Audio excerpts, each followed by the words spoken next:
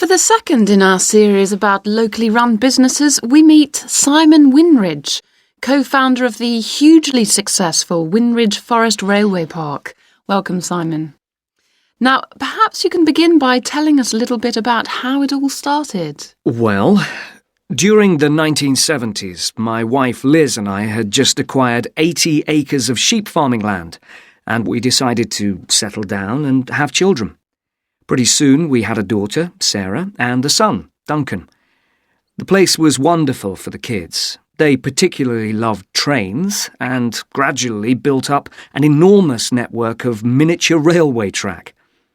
I began to develop larger-scale models of locomotives, but we didn't think anything more of it until I went on a trip to a theme park near Birmingham and decided we could do a much better job. So we set up a small one ourselves, based on the miniature railway, and we opened to the public for just a month that year, 1984, in July, our driest month, because our children said they didn't want our guests to have a miserable wet visit. I dealt with park business and Liz carried on with the farm work. It soon became clear that we were onto a winner. We began to extend the railway track and lay it among more interesting landscape by planting trees, which in turn attracted more wildlife, and by making cuttings through the rock. Nowadays, we're open all year round, and we're pleased to say that Winridge is one of the most popular visitor attractions in the area, with 50,000 visitors a year. 1.5 million people have been through our doors since we opened. All these visitors mean we have had to expand our operation, and it's now a truly family concern.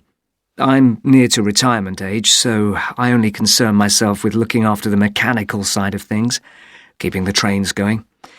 Liz now devotes all her energies to recruiting and supporting the large squadron of workers, which keep the place running smoothly. We're really pleased that, after some years away teaching, Sarah has now returned to the park and makes sure the visitors are kept fed and watered, which keeps her pretty busy, as you can imagine. Our son Duncan has been a stalwart of the park for the last 10 years, taking over from me in the area of construction. And I'll say a little bit more about that in a moment. And his new wife, Judith, has also joined the team in charge of retail. That's becoming a tremendous growth area for us. A lot of people want to buy souvenirs. Mm-hmm. So have you finished your development of the site for the moment? Not at all. We're constantly looking for ways to offer more to our visitors. The railway remains the central feature, and there's now 1.2 kilometres of the line laid, but we'd like to lay more.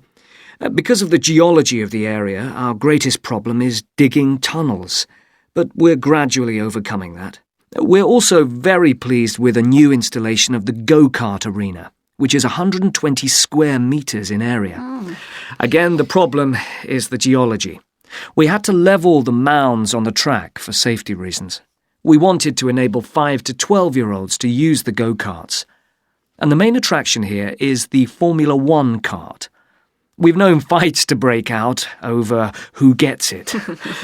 And then, finally, to our most recent development, which is the landscape swimming pool.